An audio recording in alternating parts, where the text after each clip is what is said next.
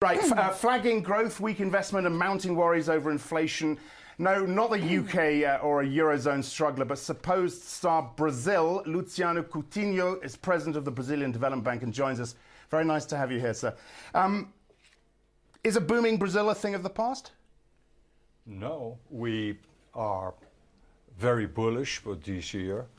Our bank, which is very important for financing capital formation investment in Brazil, we observed in recent months of last year a surge in consultation for the bank. So we have a very robust portfolio right now of 250 billion in consultation for investment, but with emphasis in infrastructure.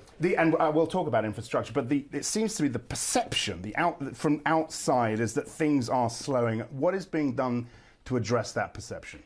I think the perception is already changed inside Brazil. I mean, the perception now is overall expectations that the economy will grow this year. The discussion is whether it will go 3 or 4 or 5. So the perception has already changed.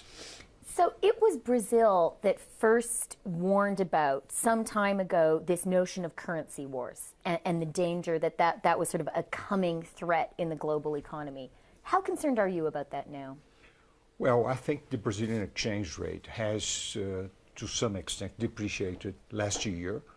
And I wouldn't say it's comfortable for competitiveness, but it is substantially in a better position now relative to its stage in late 2011. So I think we are better prepared. So you're participating in the currency wars, and so it's okay? No, but I mean, as a development banker, I must look to competitiveness, and of course competitiveness is key for the inducement to invest, the incentive to invest. And what we've seen now that after the reduction of interest, now last year was a very important year in the qualitative terms because we had a substantial reduction in interest rates and we had an interesting correction of the excessive appreciation of our currency. So I think the impact of this correction will be felt in this year and coming years. One of the things which is so interesting about what's been happening in Brazil to the rest of the world is the way that Brazil's big boom has been an inclusive boom.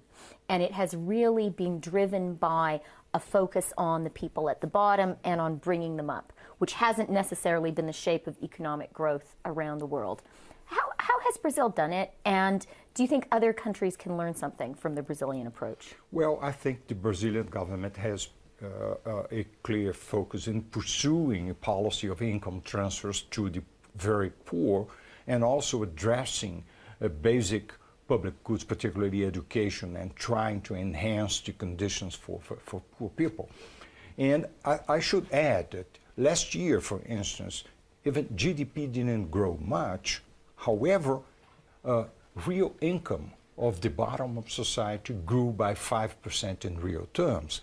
Consumption kept growing, and formal employment added up a new million people in formal jobs. So, which is a sign of confidence of business community that the economy will keep on growing. Otherwise, how do you build the political consensus for those income transfers, which is a nice way of saying redistribution to the people at the bottom? In other countries, there are huge fights over this. I think the understanding that these results in a positive, dynamic domestic market, which is good for business and it's good for society, and it has created a feel-good feeling in this society as a whole that has created a whole stage for these. I think this is the I promised I'd ask about infrastructure. We're going to have to save that for the next time we speak. I've got to finish the interview. Thank you so much, though, for coming and talking with us today. Luciano Coutinho from Brazil.